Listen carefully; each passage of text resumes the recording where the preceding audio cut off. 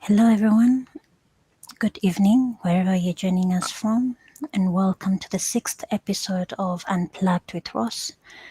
Tonight, we will be having a discussion on health and safety, and I am joined by my very good friend Sylvia Kamau. She's a lady who wears very many hats, but tonight she will be wearing the hat of a safety advisor.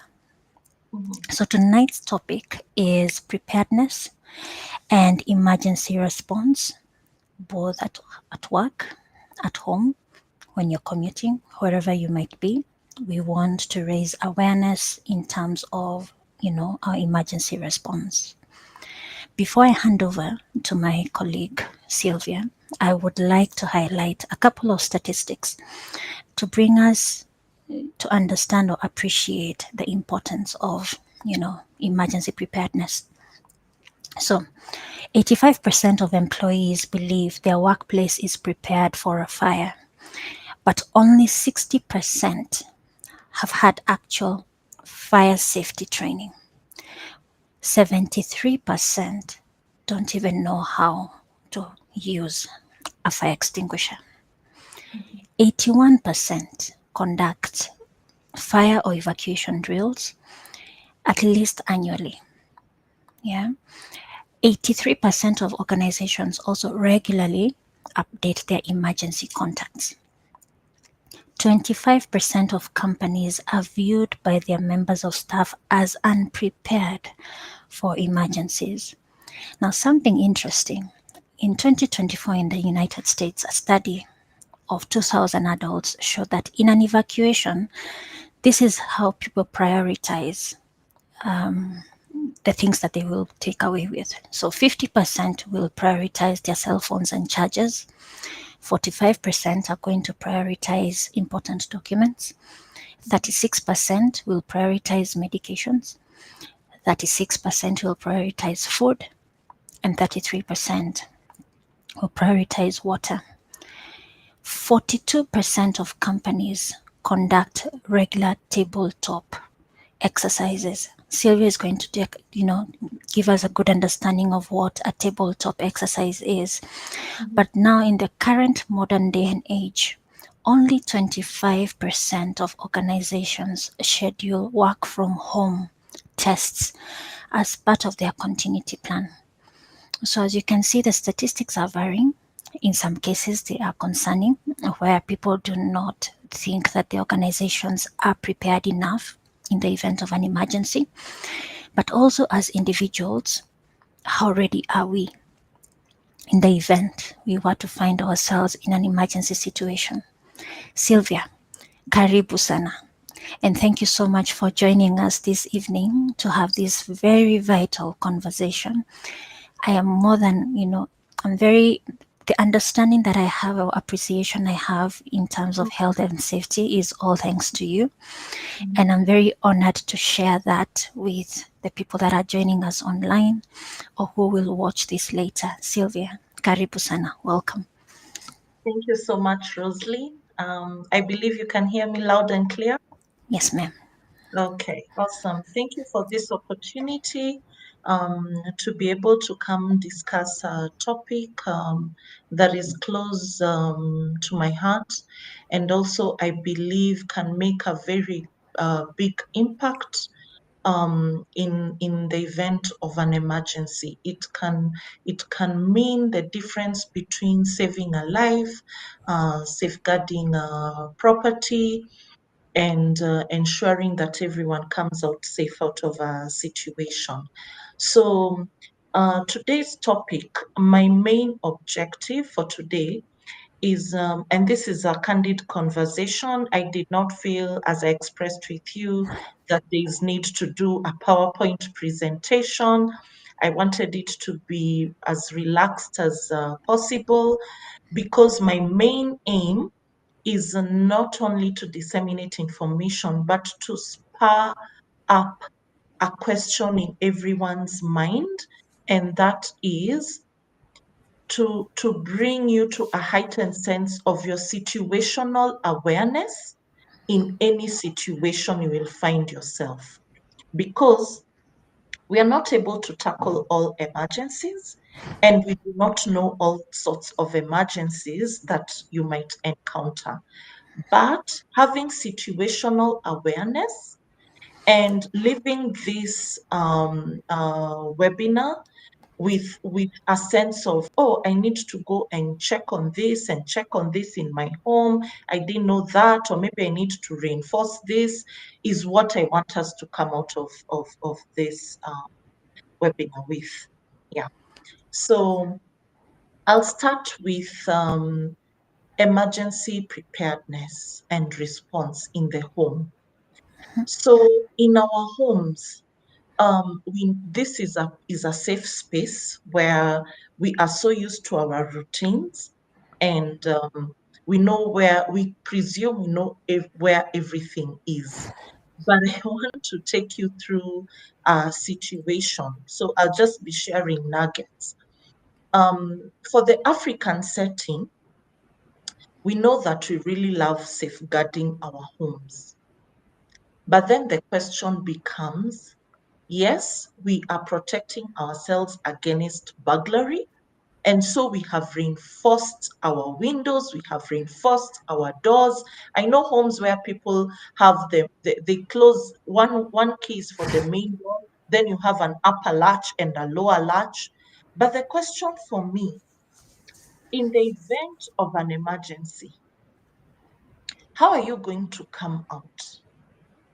What are you going to do when all of a sudden you hear one family member screaming and there's a smoke filled room? It is at that point whereby you will realize that if none of you knows where the key is, or the key keeps on moving from night to night, today it's on the table, the next day is on the kitchen counter, it can become very hard to locate that key. So I just want to take you through a simple walkthrough right from the door. If you're living in a bungalow, or if you're living in a maisonette, what are some of those things that you need to look at? So number one, your door. You need to be very clear and come up with a specific place to keep the keys for the home. Why? In the event of an emergency, you want to be able to locate those set of keys, yeah, and be able to come out. Number two, ask yourself, if we are stuck, how would we exit? So, for example, do you have a window in the bathroom that maybe you could remove one of the rods so that you can create a bit of extra room? Because that might end up being your exit pathway in the event that the main door is closed. Not all homes have a front and back door. So you'd need to use an alternate option other than the door. So this, for example, would then mean you're using the window to exit. But if all your window rods are the same size, it means only maybe the children can be evacuated, but the adults would be stuck. So that's the second thing. So we've talked about have a specific place for your keys. Number two, look at all your windows and ask yourself, if we were to exit through the window, which window would it be, and would we all fit in? So maybe consider removing one rod, and only the family members would know that in the event of an emergency, we'll use this window. Number three, when it comes to the electrical fixtures, have you told your children uh, not to put their finger on it, on the socket? Or do you assume, if you don't train your children not to put their finger there, then you might be posing yourself on a hazard? For us, we have a lot of people who use extension cords as permanent power sockets. An extension cord should only be used as a temporary measure. For example, a DJ is going to do a function somewhere and he needs to connect. He would use the extension cord. But what do we see in our homes? We are using extension cords as permanent fixtures, and they have not been made for that load capacity. Another thing to check, if you look at your extension cord and you look at the back part, I want you to go and look at the back part of your extension. By extension cord, I mean that power strip that you have plugged in your television, you have plugged in your subwoofer, you have plugged, is the same one you used to plug in your laptop when you're working in the sitting room, you just want to lounge. So you're loading. So I want you to pick it and turn it and see if it has a rating. So we have something called like the CE rating, the UL rating, and these are ratings that are certified to show that power strip has actually been checked.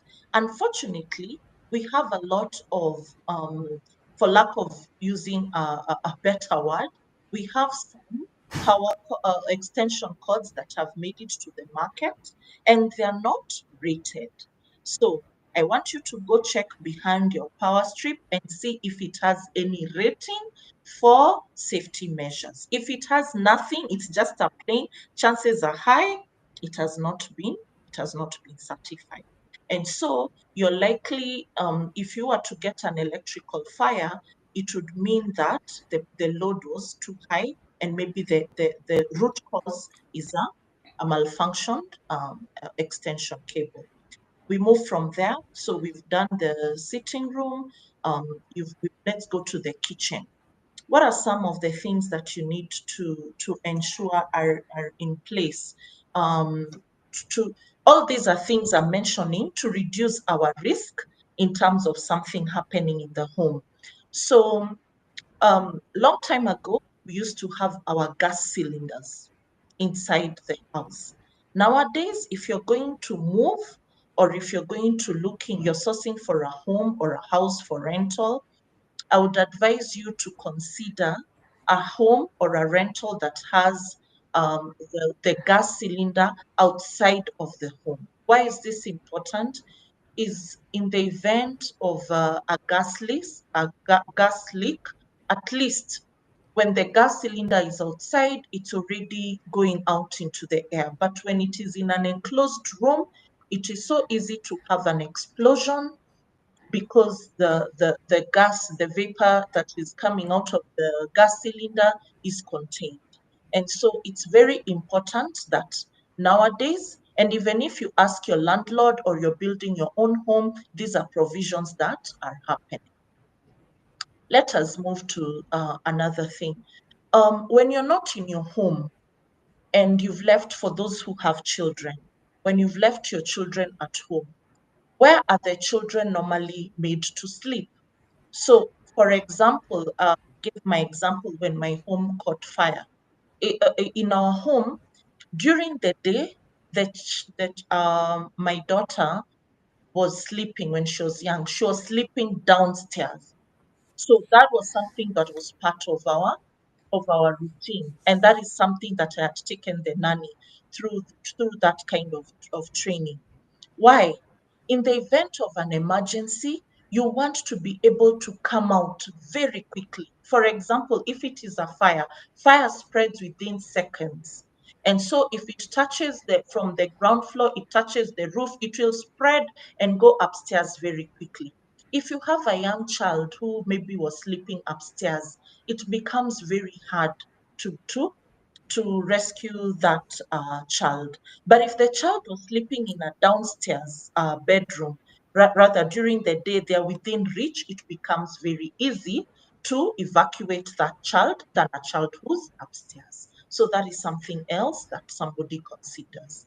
Another thing, our children know how to use gadgets.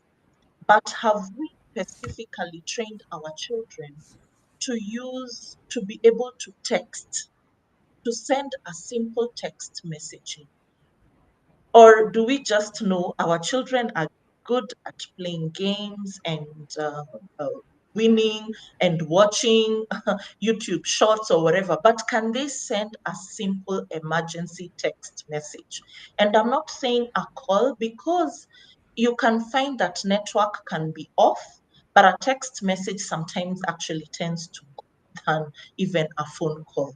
So train your children from as young as they are how to send a text message. And it's a text message to ask for help. Do they know the numbers? Make them memorize the phone numbers, because this might come in handy even when they are not near you. Okay.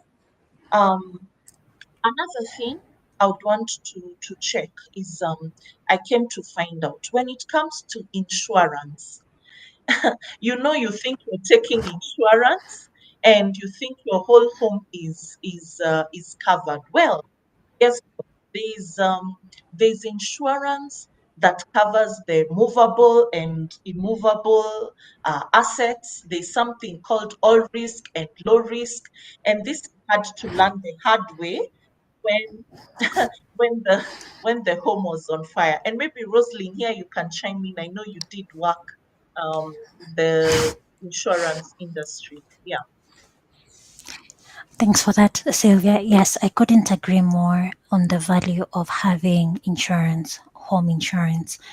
In the Kenyan market, it would be deemed as home insurance or domestic Mhm, package. This normally covers, if you're a homeowner, it will cover buildings, contents, and all mhm, risks.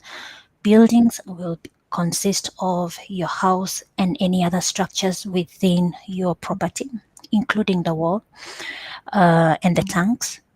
Contents are the things within your house, the beds, the curtains, all everything from the cutlery, crockery, you name it. The things that normally do not move around. Yeah, they're usually in the house. And then we have what we call all risks. All risks normally are also covered under contents. However, they are deemed all risks because you actually move around with them. It can be your laptop, your watch, your mobile mhm, phone. So these are the risks that are normally covered under a standard domestic mhm, package. Now, this domestic package can also have mhm, extensions such as political violence and terrorism, PVT.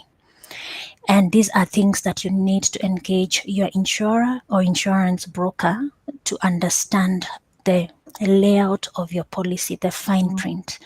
Because most of the time, when it comes to these policies, they actually will require you to pretty much have a list of mhm, everything that is in your house. However, there are other products within the market whereby it's value based.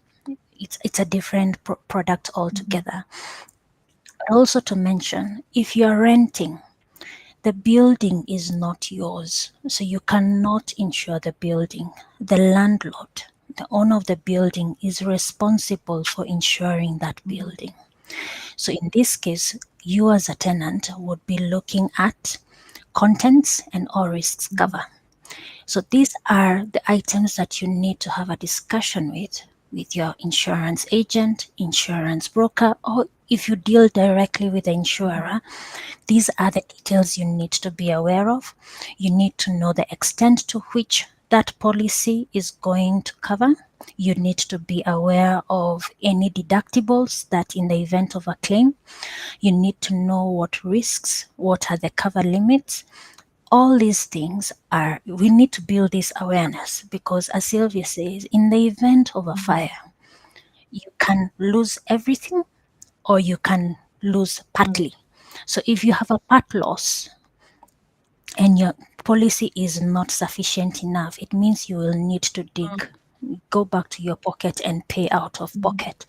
So try and ensure that your understanding of these policies, if you don't have one, please mhm. engage because these things Yeah. happen, you know. So it's important to have. that extra cover and ensure that you have a good understanding of the extent of the policy. Mm. Yeah. Sylvia? Great feedback, very comprehensive. I'm sure our audience has gotten a thing or two.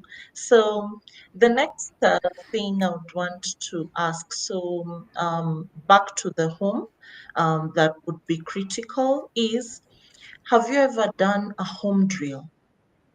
And a home drill is both during the day, you'd need to do a home drill in two scenarios, during the day and at night. I'll start with at night. At night is you just tell your family, today at some certain point, I'm going to come waking up everyone, or if you hear a whistle, you know we are activating. And the reason for this is to be able to see how would we handle ourselves in an emergency. And an emergency, I don't mean only fire. You could even have an intruder, but let me talk about fire, or anything that would need you to evacuate. So you would not put on the lights, so the lights would remain off. But then it would be important to see, how do you navigate? What are some of the things that you would live with? So one thing I advise the people I talk to is, one, have all your documents in one place, all your major documents. If you're not putting them in a safety deposit box somewhere and you want to have them near you, then have all your documents in one place, such that to your passports, your titles, it's within reach. And when the lights are off, you know that wherever you put them, if you just go and place your hand on that place, it is touch and go. Then who within the family is responsible for waking up the others? And when they do wake them up, what is the drill? What are they doing? Remember, I talked about that key.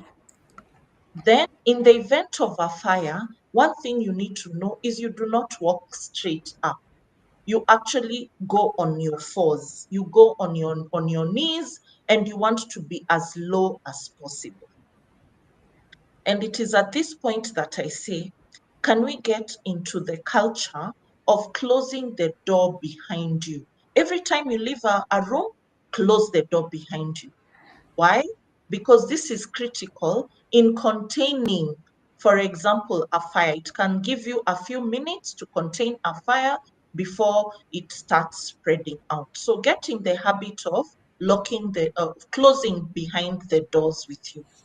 So you move, you go on your fours, and if it's marionette, you go down the stairs and you call each other. You can do the buddy system of holding each other because you do not want to leave each other.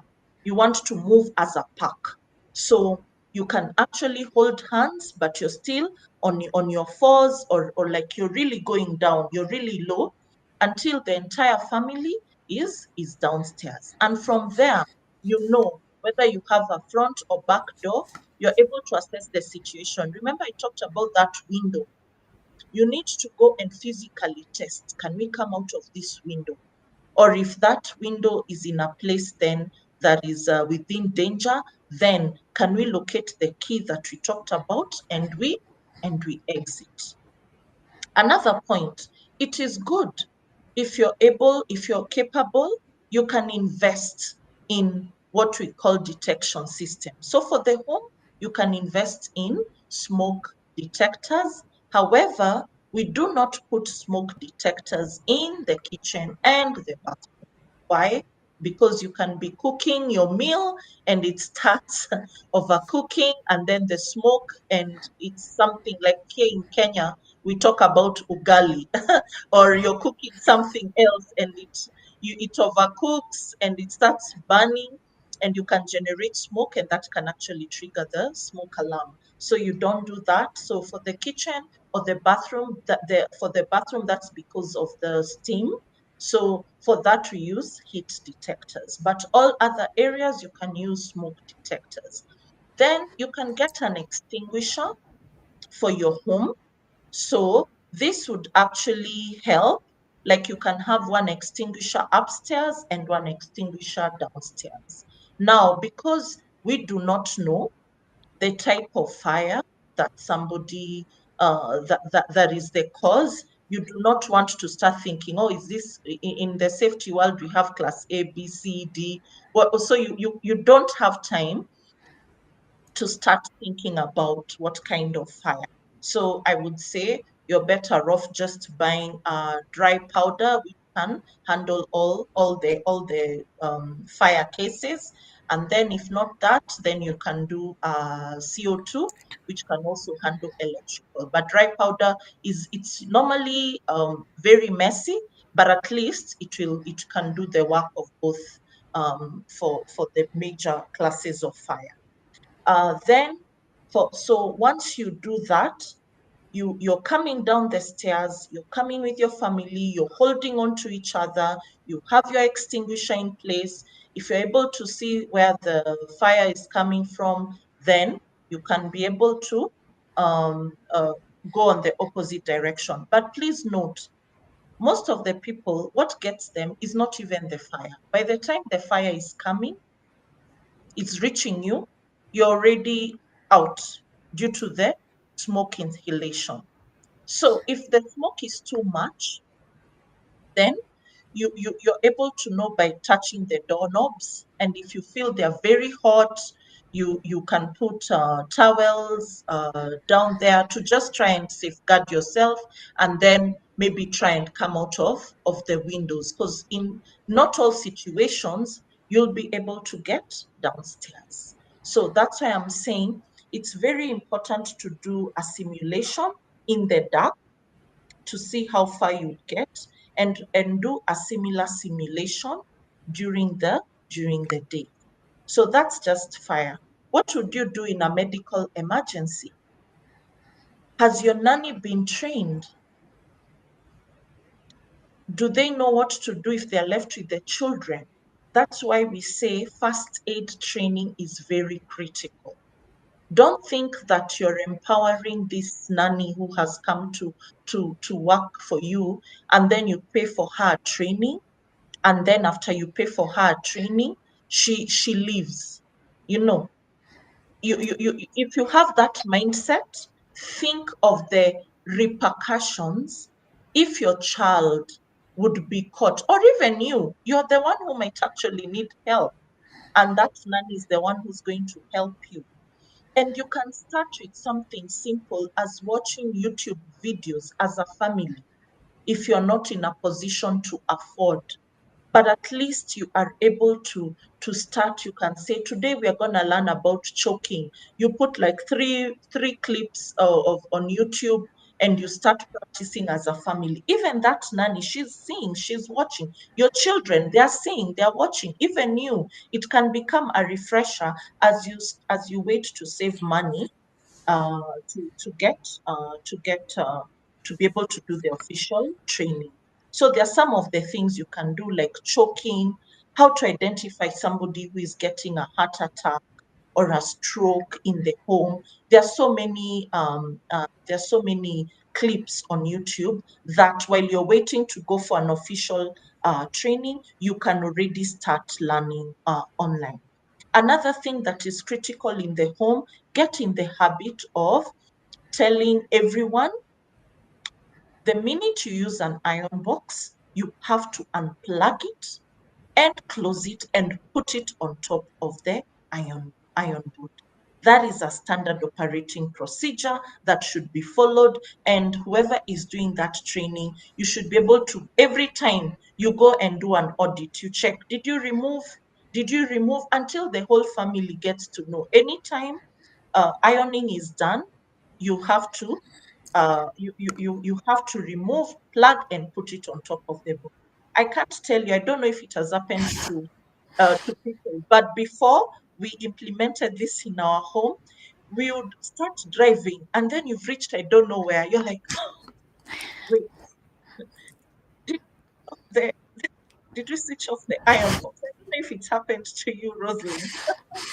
Oh, it happens. Or you are ironing, you receive a phone call, Yeah, and you uh, once you're done with your phone call, you're wondering, what is that smell? Why does it smell like the iron box is on? yes, yes. So yes, you're absolutely right. We need to unplug You this. need to unplug. Yeah. Yes. And get into the habit of unplugging. In the kitchen, we have had a lot of incidents for children getting burnt on their face, on their hands. Why? Because of reaching. They're going to reach out. So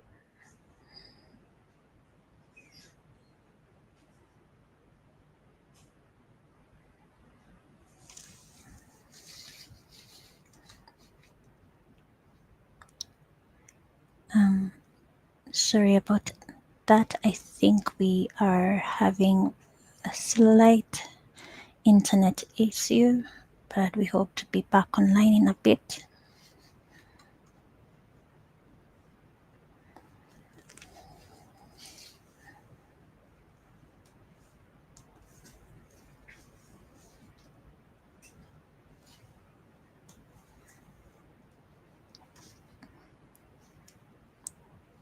Just bear with us for a minute. I think we are encountering internet issues.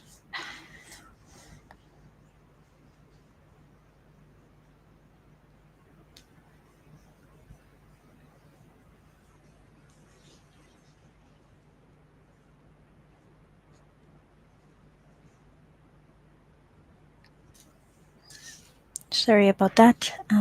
Sylvia will be back online in just a bit.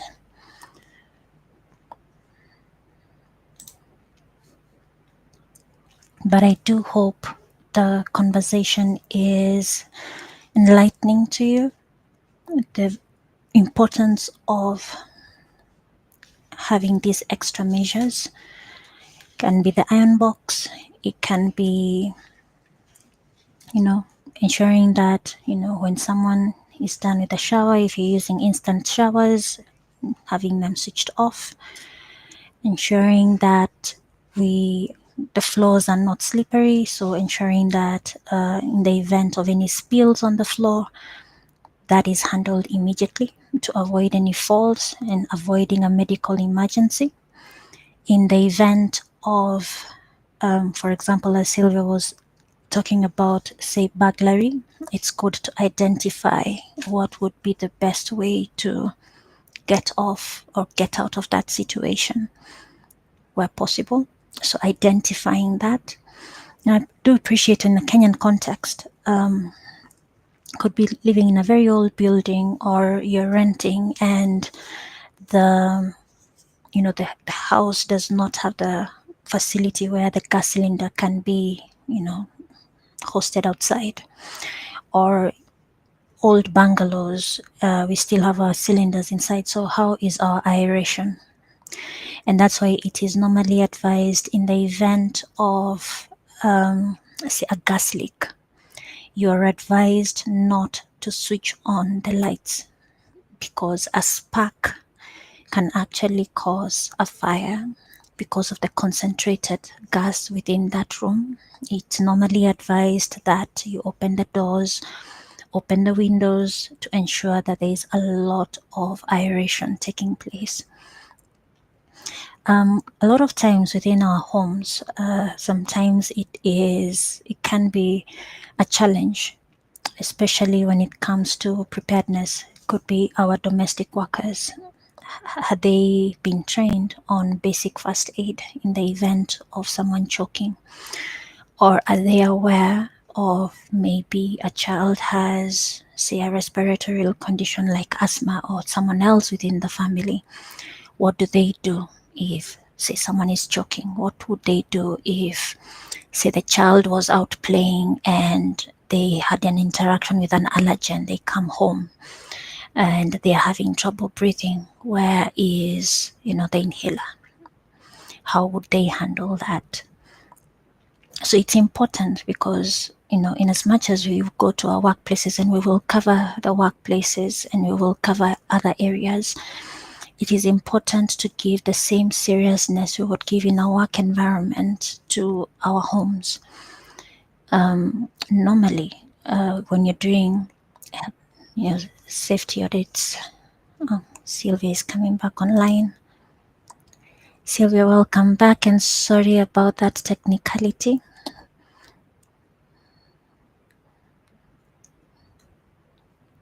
Can you hear me?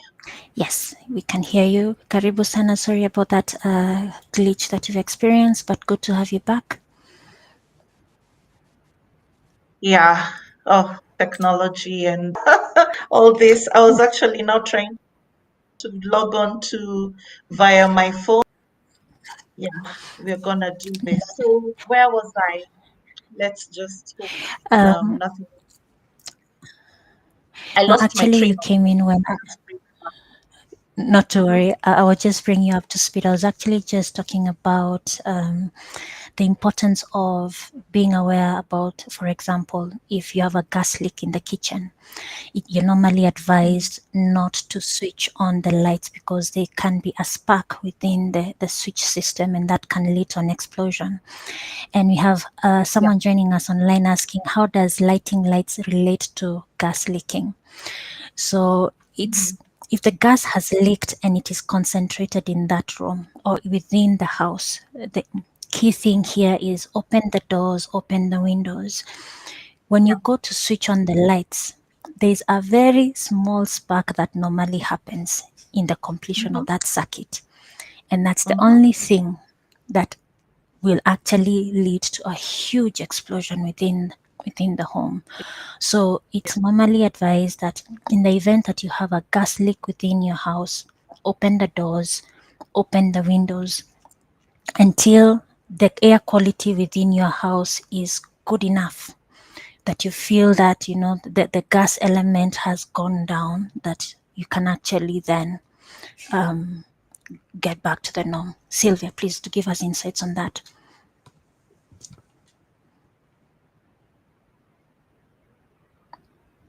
Okay. I don't know if my you can hear me well. Yes. Okay. My connection is I don't know, it's a bit getting a bit easy, but let's hope. So where had I reached? Just bring me back on my train of thought. Where was I? Okay.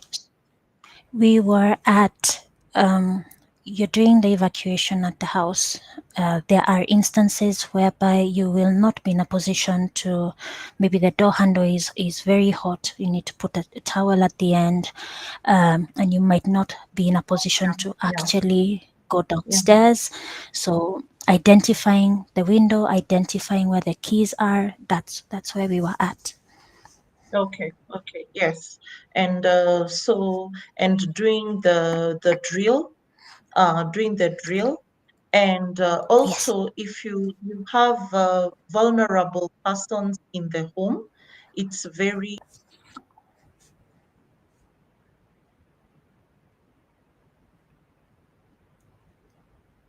always good to a buddy system, have a buddy system for them. A buddy system is whereby at any one point somebody knows they're responsible for this person, maybe because they're immobile or they cannot move very quickly. Yeah, I've seen somebody has reminded us that we were at the iron box where we were also talking about how we normally wonder, did I Correct. switch it off on? Yeah, so that is another thing. Another thing I want to bring to your attention is that when was the last time you actually called an electrician to your home?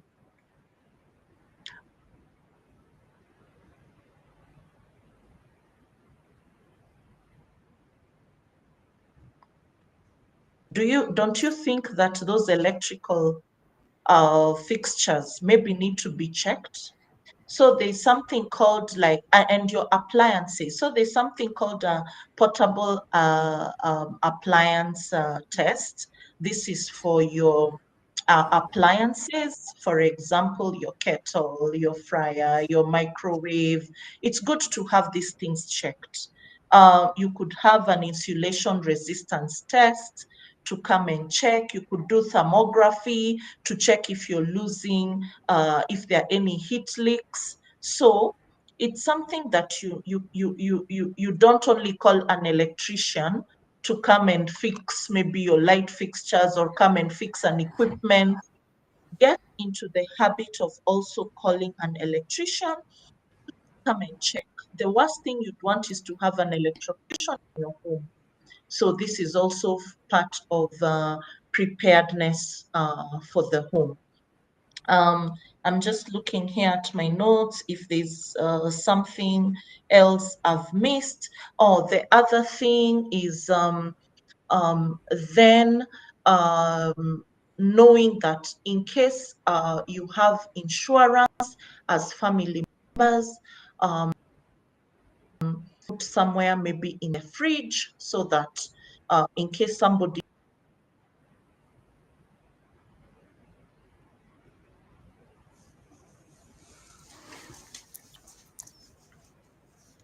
I do apologize for the connectivity hurdles Sylvia is experiencing on her end.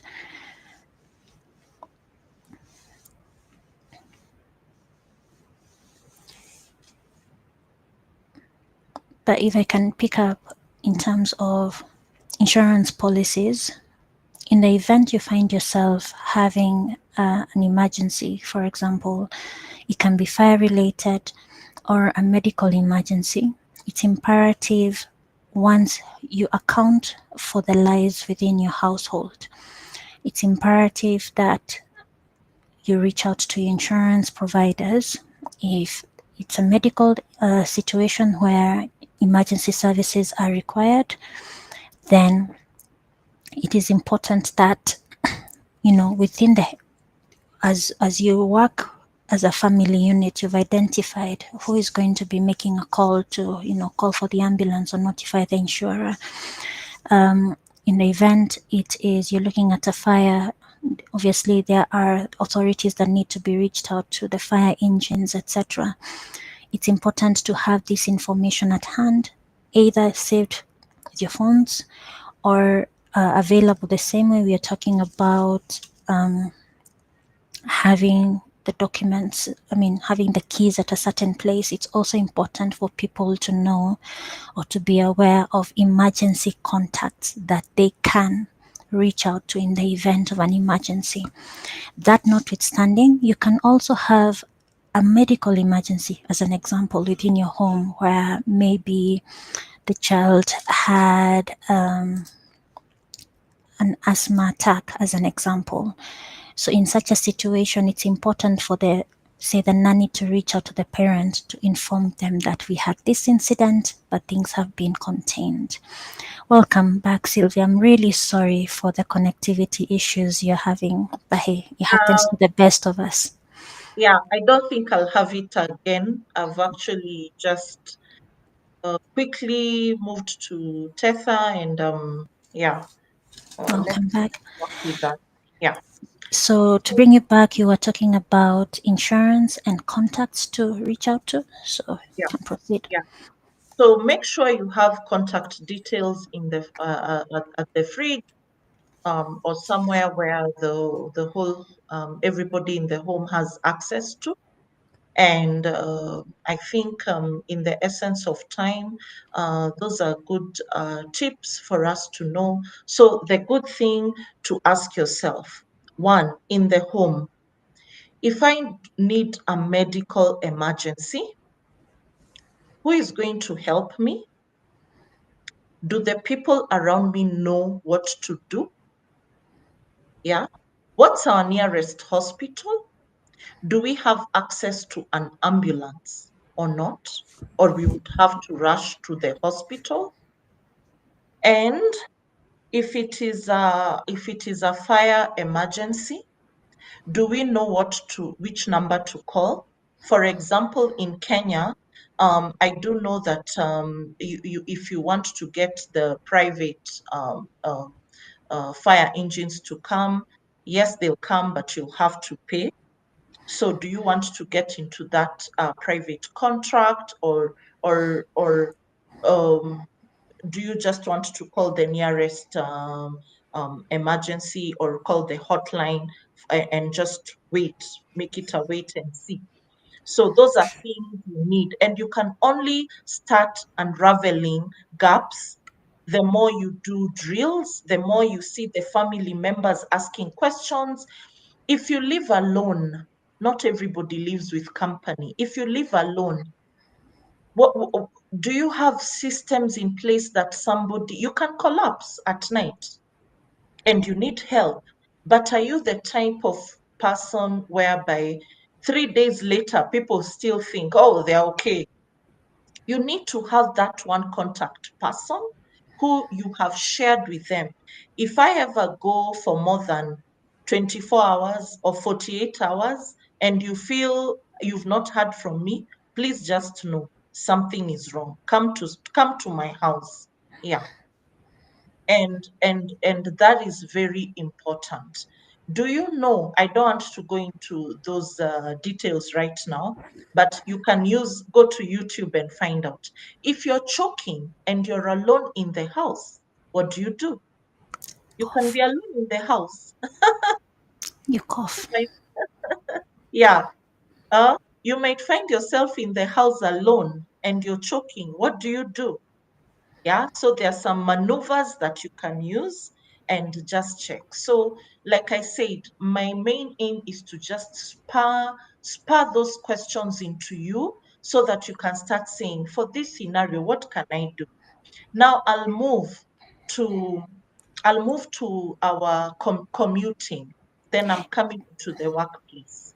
Before you move on, we have one question here from Mr. Birech. He's Mhm, asking best way to control a situation during a fire outbreak, mhm, bearing in mind that people are in high panic mode, running up and down and trying to salvage their belongings. mhm. So I can assure you there is a very big difference between a target group that is used to doing simulations like drills and a target group that has never done such a thing. That is going this you're going to see, because when you have done a drill, yes, you're still going to be caught up in panic mode. But if you have something we call an incident commander amongst you who can just tell you, guys, we have done this before, we know the drill, get the documents, lock the room, where's the extinguisher, what can we salvage, you can get to see things running. And in my case, this is what happened when my kitchen caught on fire and my nanny sprang into action. The neighbors could not believe how it was such a panic situation, but because we had done like drills, it was able to help. She knew we need a fire blanket, this is what we need, where is Ella needs to be, that's my daughter, Ella needs to be evacuated, she needs to go outside. Because we had done this, then she became the incident commander and people started following her cue. So the best way to control a situation, if maybe it's in a neighborhood, is always to have an incident commander, and that can be the person in the home or within a group of neighborhood nyumba kumi initiative. Come up with that one person who can always say, these people you start removing. Who is calling the fire brigade? You find in situations it's panic and pandemonium that nobody actually called the emergency response team. And so people are asking themselves, why is it taking so long? No one has No, called. that's old. Yeah, yeah, yeah. So Okay. that's why I would advise you, please try, as boring as it looks, sit down and do a drill in the home. Drills are not only for the workplace, but they're also for the home. Now, now we're going into the office. You're either going to the office using public means or you're using your car. what's the most critical thing when it comes to emergency preparedness and response? You do not know. We always pray and hope we are going to come back home the same way when we are going to the office to work to our business and come back safely. However, for example, if you're driving, you're in a car, what are some of the things that you can actually that will help you in the event of an emergency as part of preparedness? Is you can just cut out a small piece of paper, laminate it, and you put it, what do we call this top part? That's where mine is. The sun visor The or the roof where you can place either your sunglasses or your glasses. that one. So you can have three. Put one there, put one on your side door, and put one Glove in the glove compartment. compartment. And what are you putting there? If you happen to have, not everyone has insurance, but everyone has an emergency contact number. You know, sometimes we sometimes we tend to be very, oh, I do not want people to know who is my contact. What if they use that number to abduct or to ask to extort money? You know, Mhm. that's how sometimes we think. But in every situation, there's something we call residual risk. Residual risk is the risk able to take and actually live with it. So in life, you can't be 100%. So it's either you want to put that emergency contact number or not. Why is this critical? What if you get into a car accident and you're unconscious? Do you know immediately you become an unknown person? Maybe your wallet went falling, your bag it can't be found. We are not saying that that your car can people will come, but there's a chance, there's a remote chance somebody might start looking at the, for example, me, if I come across an accident, those are actually the three places that I check. I want to check, is there something up here or on the side or in the glove compartment that might tell me what's the name of this person, or there is a contact number, maybe do they have an insurance? If they have an insurance, what is it? Those are the details you'd put in this. So number one, emergency, in case you write, in case of an emergency and I need help, call this number. This is my or name, Rosalind. I have insurance with this company. You don't need to put the policy, because once they go and they see this company and they call, and my name is this. So I'm not saying it is 100% guaranteed, but you're increasing your chances that if somebody finds this card, then you might be in a good position. When you go into a matatu, did you know behind, this is our PSV vehicle, behind that, that is normally the exit, the emergency exit. Yeah. So it is pulled out and you can come out of it. If you didn't know, now you know. And this is where people are normally removed during emergencies.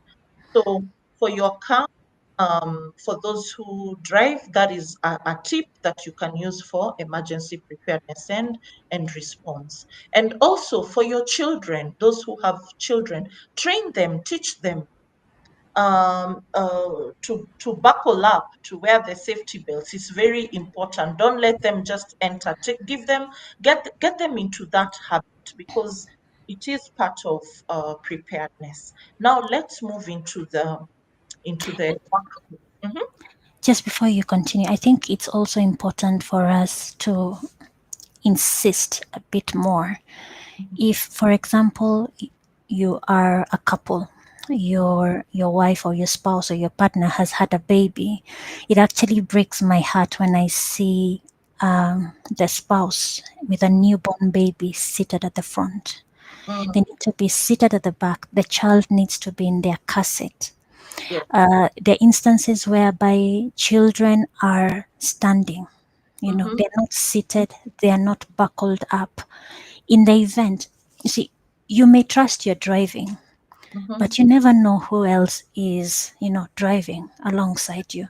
You Yes. may hit your brakes as an emergency. You may hit emergency brakes. And Mm-hmm. if you have your child standing in the car, or you have your partner holding your newborn baby seated at the front, they will suffer whiplash because the airbags are going to come smash on the faces, Yeah. or the child may go flying out through the Yeah. windscreen. Yeah. So we really need, someone may say, oh, but then they're a child, or when they sit, they're going to kick a fuss. It's a Mm-hmm. discipline that we need to build. Yes. I know of a very close friend of mine where the rule is unless you are 11 years and above, you will never sit at the front. You sit at the Mm-hmm. back. Mm-hmm. Because when the child is even young, in the event, even if they are buckled up, the safety Yeah. belt can actually be the one that's going to choke them. So we Yeah. really need to know and be very aware of what we are doing. We may Mm-hmm. be trying to keep the peace. Oh, Mm-hmm. they're fighting to sit at the front, but we really need to be extra aware. Sylvia? Mm-hmm. Yes, yes, those are very critical pointers. And also having the what is it, the car seat for the children, also very, very important. Yeah. Yeah. Um, so now we get to the workplace, and this is where we see a lot of things that need improvement. Number one, number one. Emergency preparedness and response starts at design stage. If you're putting up a building, you have your architect and everyone, please have the safety engineers as well. Why? It is at design stage that we are going to ensure that the exits are catered for. It is at the design stage that we are going to ensure um, whether you're going to install your detection system and your firefighting, whether it's a multi-story high-rise building, we are going to have put provisions for sprinkler system. At the design stage, a lot can be done in terms of emergency preparedness and response. Now, here, I'm just going to pick on things based on my experience. If you want to know people in the office, know about emergency preparedness and what to do, call 5 random people into a meeting room, one after the other, and ask them the same question. Rosie, hi, how are you? Fine. What would you do in the event of a medical emergency? And Rosaline, I can't begin to tell you the kind of responses. First, if it's an organization where they've never been trained, be ready for all sorts of answers. From I am medical. Okay, what do you mean? I mean somebody has collapsed. What and they're your desk mate. What are you going to do? I'll call HR. Isn't that what you're supposed to do? Or somebody else will say, I think I'll call I'll HR. scream. I'll scream, and then somebody, and then the classic, me, I don't know how to handle blood. Please don't. There's even no situation to do with blood. I can't handle blood. I, I Like, don't I don't I don't do emergencies. I just don't know how to do emergencies. yes. So if you do 5 random interviews and you get different answers, you have a big gap. You immediately need to have training on emergency preparedness and response. Why? One of our greatest in hierarchy in Kenya, I would say, what are our top emergencies? I would say one, medical, depending on where you are. Two, fire. Three, intruder, meaning maybe active shooter. We've had terrorism attacks. And now It's just that it's not being spoken about loudly. Um, Now we have people who are getting aggrieved in the workplace, and you have now internal threats, like an aggrieved employee who has a knife, and what would the employees do? So it's very critical that number one, you do a gap analysis to find out, do your employees know what to do in the event of a fire emergency, a medical emergency, or an active shooter, or an active threat? Those three. Natural disasters, for example, earthquakes, volcanoes, those are low risk for us because we do not experience them at the level which is catastrophic. But it is good when you're going to have such a training to also touch on those elements. Number two, so that's the first one. It is actually a requirement that all your employees should be trained on emergencies. Number two, you need to have a fire drill at least once every year. That is as per the fire risk reduction rules of 2007. And within the fire drill, the most critical thing I want to touch on is, please ask for external support. Call your local police. Inform you call the fire engine if you can, and your EMS, emergency medical response team. And it's important here, when we are calling for an ambulance, we need to try and get an ambulance that is advanced for life support, because you need to get an ambulance that can offer that advanced care, because we know in Kenya, between one hospital and another, you might be told, sorry, we are full. So you need to get the person to support. So that is up to the organization level. So during a fire drill, make sure you're inviting, don't just do a drill to come out and then say that was a drill. Please engage the external parties, very critical. Number three, that I see a lot, where is this assembly point? Go to your organization and see where your assembly point is located. Is it located smack in the middle of high traffic area? You can't have people assembling where the fire engines are going to come, where there's a probability of shrapnel falling from the multi-story facility and coming down. So your assembly point needs to be further away from the point of uh, the point of uh, Incident. incident. Number three, why do we assume we do not have persons who are abled differently? It can happen to any of us that tomorrow you're abled differently. These are PWDs, and we do not, we assume that in the event of an emergency, while I can run out or walk speedily, I can assume that the next person can do the same. So, number three, it's very critical to make provisions for persons who are abled differently. How can you do this? One, get a buddy system for them. During evacuation, have two people who are responsible. They know that when I hear an alarm, my person is Rosalind. I will go and support her. And if you're working in a multi-story organization, can you make sure that the people who need support are working at the lowest levels, the lowest floors within your organization, so that the travel distance is minimized? You do not want them to be in the top floors, and you bring the whole team. Don't also isolate.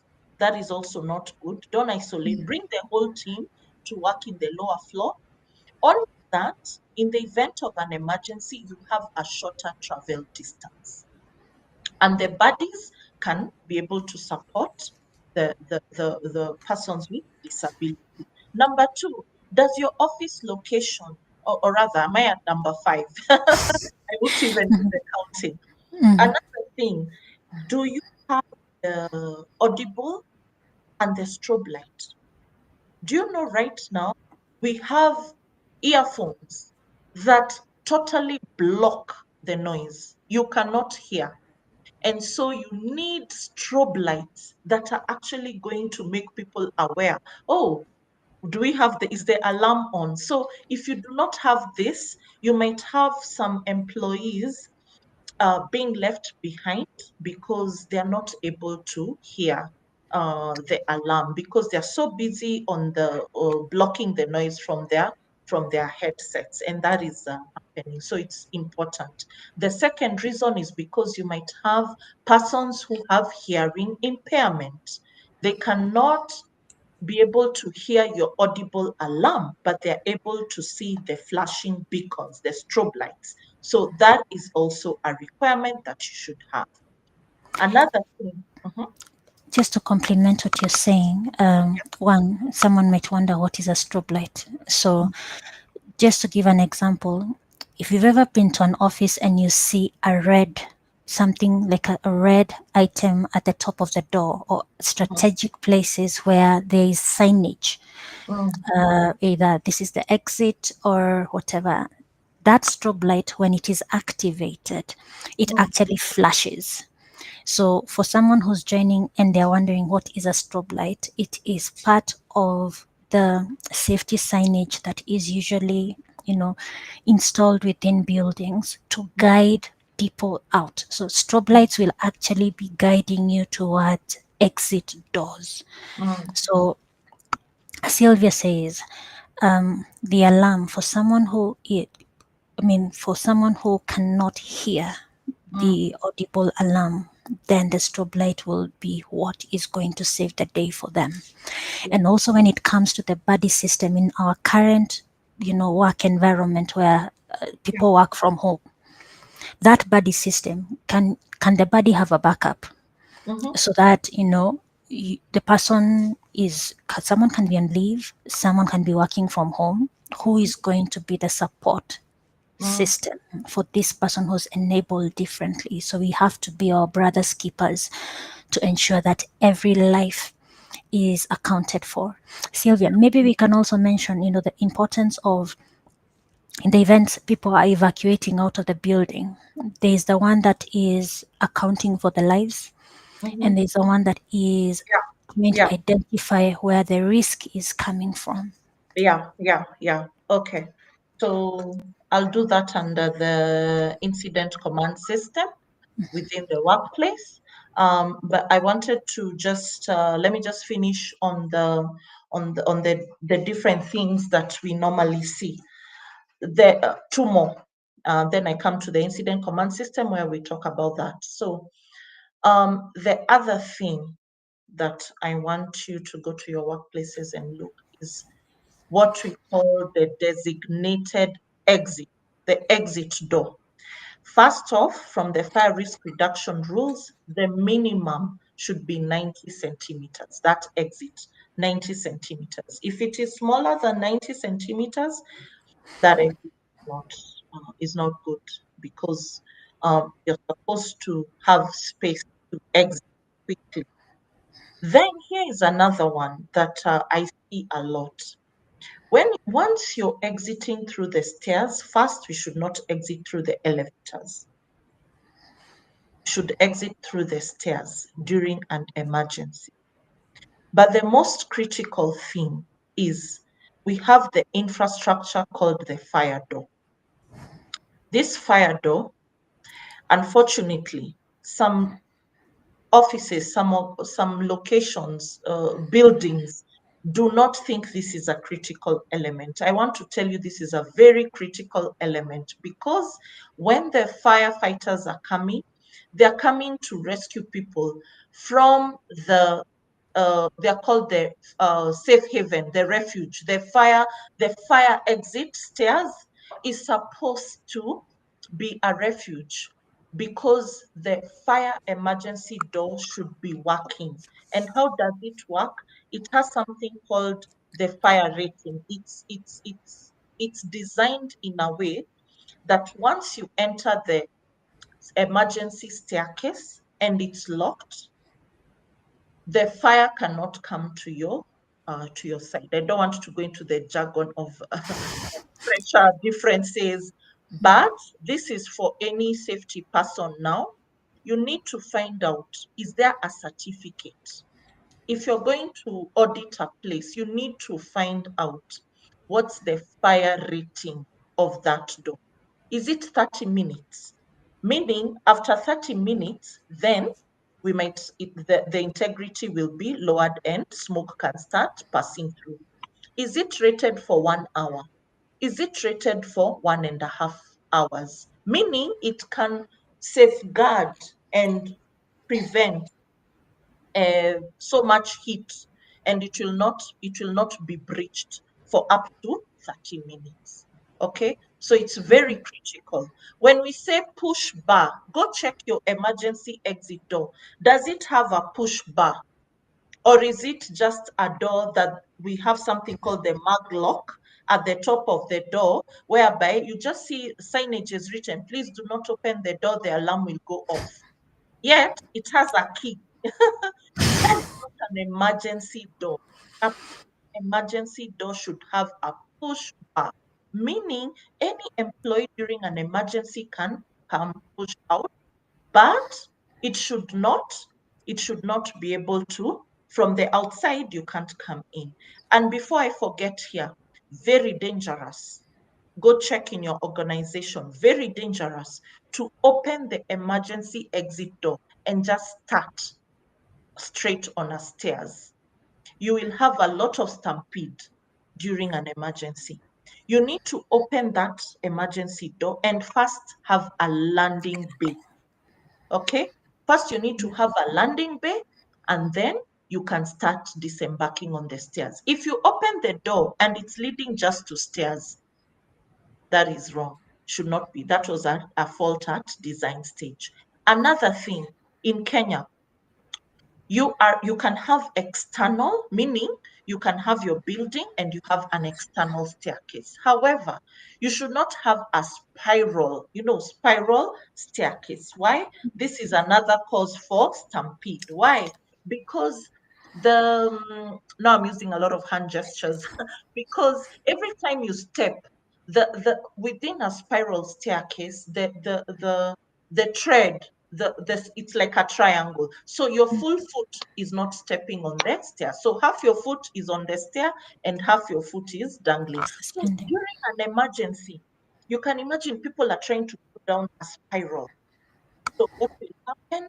You're going to have a stampede. It will only take one person to fall and you have a stampede.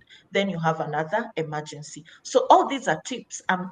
Remember, my main aim is to give you situational awareness to go and do your own emergency preparedness and response and start asking questions. Another one that we see is the illuminating exit signs. Do you know those exit signs should be illuminating and they should be battery powered? Right. During an emergency, the thing we are switching off first is utilities. So you want your emergency, your illuminating exit signs to still be working. Why? Smoke. If you come from an office that is carpeted and it is not fire retardant, my friend, that smoke is going to spread so fast. What you used to think was a door right there, you lose it, you get disoriented. But if you have illuminating exit signs that are battery powered, then you can be able to say, okay, I just need to get there. That's where my emergency. I've walked into buildings and an emergency exit sign is a paper, combustible. That is the first thing that is going to burn, you know. Mhm. So you really need to take note of that. Now, let me come to your point, Rosalie, and I know time has really gone. We need to That's have right. a hard stop. Um, the incident command system. So here is where there's normally pandemonium, panic, confusion. Who is the commander? So we have a fire that has started in the office. Who is taking the lead? Is this the time for the war of the titans? Who is the of them all? We do not need to show might during an emergency situation. We need to all know what are our roles and responsibilities. And that's why training is very critical. Number one, who is going to be responsible for calling the fire brigade? Who is going to be responsible to combat the fire? And please note, fire marshals, if there's a fire marshal here, you are only supposed to combat a fire at its incipient stage, meaning at the very beginning. Don't try to be a commando. Uh, don't try to be a commando uh, with a mere fire extinguisher and the fire is spreading. Yeah. So as fire marshals, you can divide yourself into two. One team, and this you can do, you can work around yourself. One team should be responsible to go and see which zone within the safety world and those who know about fire. You go and check in something called the fire panel, which zone the fire is coming from the fire detection system. Then you go to that zone. So those fire marshals go there. Then um, there's another group of fire marshals that are supposed to sweep the floors. They're supposed to really come and check, is everybody out?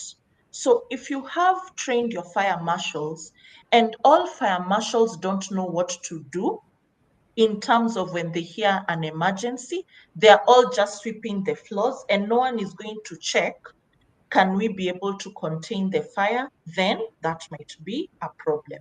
If you have all fire marshals going to try and contain the fire, but no one is trying to tell people, please evacuate, that might also be a problem. So it's very critical. Then have an incident commander where everybody is checking direction forms. So somebody saying, Roslyn, please call the emergency ambulance.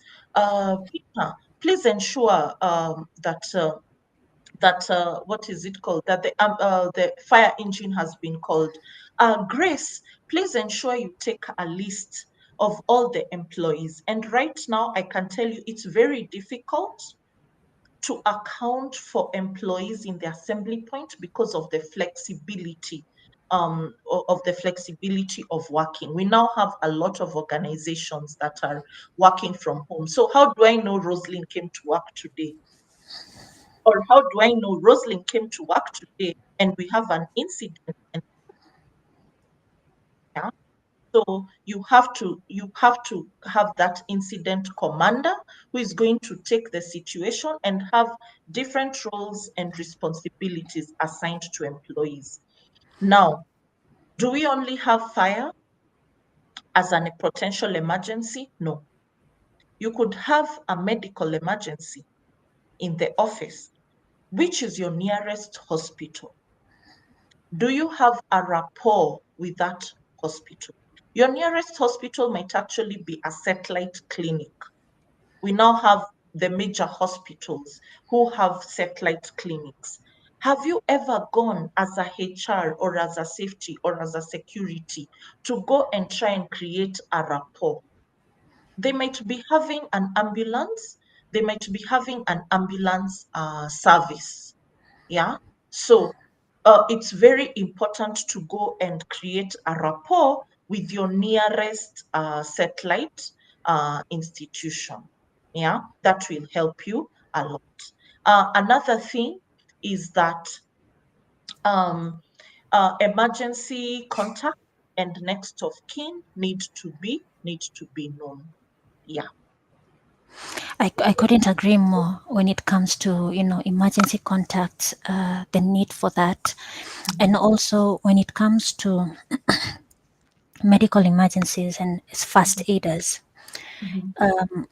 it's imperative that organizations have separate team. You have a team of fire marshals, you have a team of first aiders.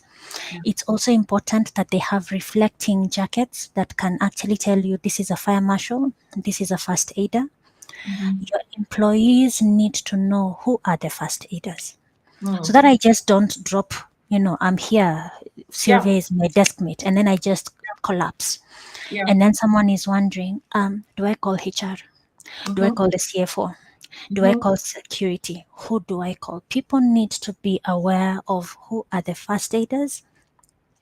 And it's not this 1 day first aid training. There is the actual, occupational first aid training that is needed for organizations Yeah. where they are certified, where Yeah. they have to have these things renewed every Yeah. year. Mhm. Everyone needs to know, basic first aid, because you could be having lunch with your colleague and they start choking. Do you know Yeah. how to do a Heimlich maneuver? Yeah. Yeah. Yeah. And also, I think it's uh, one of the things that we find within our workplaces, first aid kits. Mhm. Now, there are first aid kits that, an occupational first aid kit that actually has within it a list of all the content that is there. You need Mhm. to do stock take. You need to know when the expiry dates are. You need to know when X item was used and why. But one of the mistakes we make within organizations is to have medication in the Mhm. workplace. You could Yeah. have paracetamol because of a headache Mhm. or whatever it is. As per public health laws, unless, for example, you are a manufacturing, a huge organization, that you have a clinic Mhm. within the premises of that institution, Mhm. medication should not be part and parcel of your Mhm. first aid kit. Sylvia? Mhm. Yes, that is 100% true because then you're trying to mask a symptom to to a bigger thing. So we do not.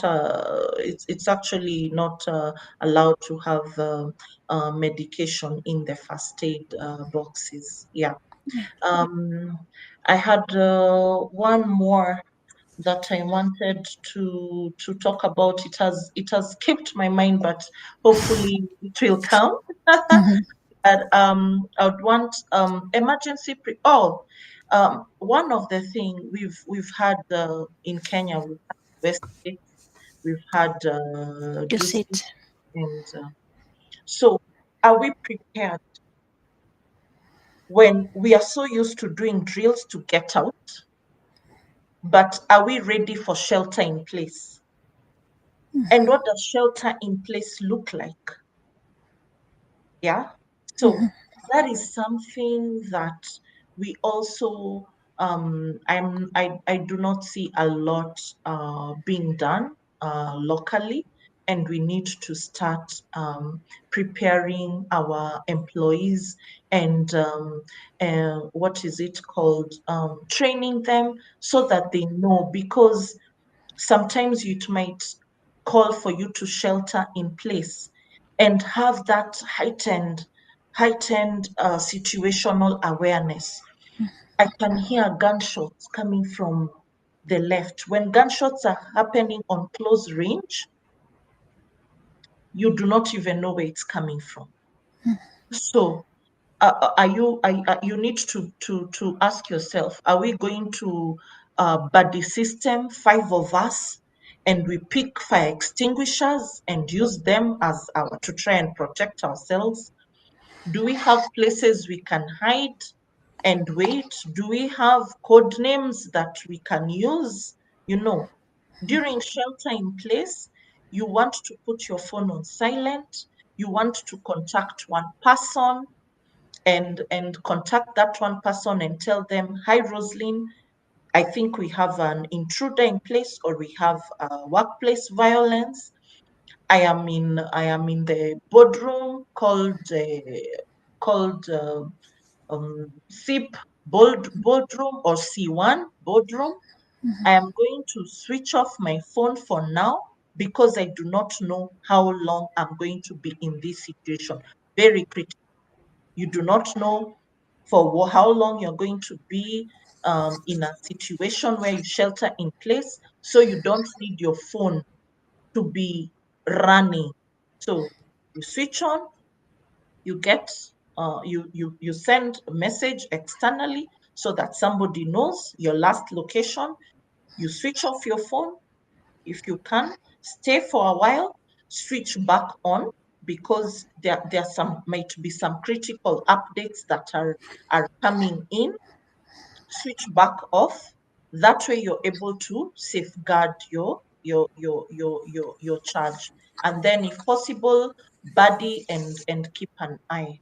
In the malls, in our places of worship, do you know most people just know the entrance and the exit? They don't know you can come. In a supermarket where you go shopping, have you ever walked? Do you know when we go for shopping? I don't know about you, but most people like going for shopping where they know their aisles. We don't like going to new shopping places. I Mm-mm. personally, I don't like going to uh, a, a, a mall or my local shopping place when I'm doing my shopping. I like knowing where I know soap is on this aisle. If I need milk and whatever is on this aisle. If I, if I need my detergents is on this aisle. But the question is, do you know where they get their goods coming in? Do you know where the service door is? At The that loading. at the loading bay. Yeah, you know that loading exit. Do you know it? Mm-hmm. Or do you just know the front place where the tellers are and that's it? I just want to urge you the next time you go to your local shopping, because I tend to believe we are people of habit. Mm-hmm. We have that place we go for shopping. Please get try and get what are the extra, what is the exit other than where the tellers are. In church and the mosque, where do they come from? And one day after church service, can you just take a walk and find out where they enter? Can it lead me to an exit? Because that can make the difference between you surviving a hostile situation when everybody is being struck by stampede. You, because you had that situational awareness, you already did your walkthrough an year ago, you then decide, no, me and my family, we are going to use the vestry or wherever to exit. Yes. Yeah. So Absolutely. the biggest thing, if I'm going to leave this webinar, is situational awareness. Very Yeah. critical. Have situational awareness. Every time I enter a place, the first thing, of course, because I'm safety, I check this exits. It's saying exit. Do you know I normally stand up and I go and I walk and I try and follow, and then you go and find a wall. Seriously, I've actually done that in a place and I found, I'm like, oh no, no, no, no. This is not good. I've actually walked to places and I saw someone and I'm like, oh, this is not good. Oh, another one that I've just remembered. We should Always. have the fire extinguishers. There are some fire extinguishers I walked into. Mm-hmm. There's one I won't mention it. It was a bank, and the fire extinguishers are, I'm tall. They are way above here. That thing is heavy. That thing is heavy. A fire extinguisher 9 kg is heavy. During an emergency, you want pick and go. You want to really remove it quickly and use it. But if you're overreaching for and trying Yes. to remove a fire extinguisher, that is Yeah. going to be problematic. Yeah. But we say it should not be less than 60 60. centimeters from the ground. Yeah. Again, you don't want it on the ground. You want at least 60 centimeters from the ground. Yeah. I think, Roslyn, I beg to stop there. Yes. No, no, I think this is a conversation that one, it's very wide. We can actually break it down in be it medical fire, whatever it is. Yeah. But just to add to one of the things within the workplace, we have what we call gangways. You Mm-hmm. know, the exit door. Mm-hmm. Are there chairs that are obstructing? Mm-hmm. Do you have a working desk there? Mm-hmm. Or in the event if you were to run out, it is clear. Mm-hmm. So we really need to become, more aware of what our surrounding, that situational awareness. Are the gangways clear? Are Mm-hmm. we aware of where our first aiders are? Uh, Mm-hmm. when it comes to the hierarchy of command, who does what? You Mm-hmm. know, Mm-hmm. and one of the things is, I know a lot of the people that have joined us will walk away thinking, okay, there's too much risk with say within our workplace. Mm-hmm. It doesn't have, and it doesn't have to be a very expensive thing. There are things that you can start that will not cost an arm and a leg. Yeah. That training and building that awareness is one of the things I can, for me, as a Mm-hmm. parting shot, I cannot insist enough. The Yeah. need for people to be aware of one, Yeah. health and safety, first aid, Yeah.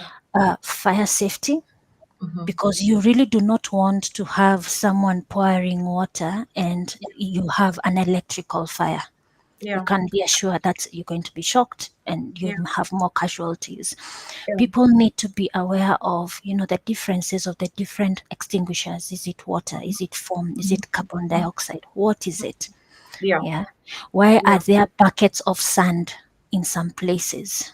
You Mm-hmm. know, and Mm-hmm. even when you are walking down the street, say Mm-hmm. you're walking down the streets of Nairobi, and maybe the cabros have been removed. Have they been, have are there warning signs? Have they been cordoned off? Yeah. We really need to hold people accountable. We really need to bring that awareness to Mm-hmm. avoid these situations, because in the event of an emergency, time is of the essence. Yeah. Speed, be it a fire, be it a medical situation, be it, God forbid, a terrorist situation, or Mm-hmm. even in this current environment where mental well-being is critical. Maybe someone may be having a schizophrenic breakdown. Maybe someone, your colleague, is bipolar and they have reached their breaking point. How do you manage those situations without aggravating the situation Mm-hmm. even further? Mm-hmm. So for me, as a parting shot, one, I think we need to become more and more aware. Take the Yes. time to, train your domestic managers, train your families, train your children. Do they know maybe their sibling has asthma? How do they dispense that inhaler? Where is the inhaler? Yeah. Do they know that maybe I am diabetic and there are situations whereby I might be a bit low, maybe I need sugar? How do they? You don't need to have a very, you know, don't need to go the full 9 years, but that awareness is going to save someone's life. Mm-hmm. So I cannot thank enough, the people that have joined online and the conversations that are happening within the chat. I really do appreciate that. Sylvia, I cannot thank you enough. What's your parting shot as we close off this session? Mm. Um, Safety is a responsibility for all of us. It is not somebody else's responsibility. We all have a responsibility to ourselves, to our families, to our community. So, the best way you can help yourself is to empower yourself with information. There's a lot of information out there, and you never know when you're going to need something that you learned or something that you picked. It could be the difference between saving a life and losing it. So always be prepared. Yeah. Couldn't agree more. Everyone, I cannot thank you for joining us. For those that have joined us live on YouTube, thank you so much for joining us. Those that are joining us live on LinkedIn, I cannot thank you enough for your patronage. Should you have any questions or you would like for us to look at another session when it comes to safety, please feel free to reach out to myself or Sylvia through our LinkedIn profiles. You can DM us, and we are more than happy to take the conversation further. Should you have any questions that you would like us to respond following these sessions, please feel free to reach out. Emergency awareness and preparedness is critical for each and every one of us. Situational awareness is critical to every one of us.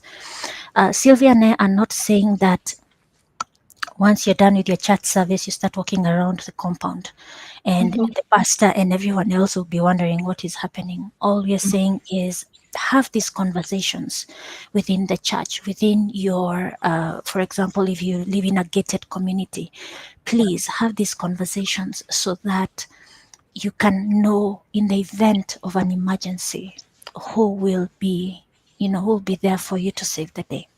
I mhm. thank you, Sylvia. I thank you so much for your time and for the insights. And I thank everyone that has joined. Thank you so much for the comments and the messages that have come through. And I wish each and every one of you a lovely evening. And from wherever else you're joining us from, thank you for joining the sixth episode of Unplugged with Ross. And I will see you for the next session in 2 weeks' time. Thank you, everyone. And I wish you a good night. Thank you and goodbye.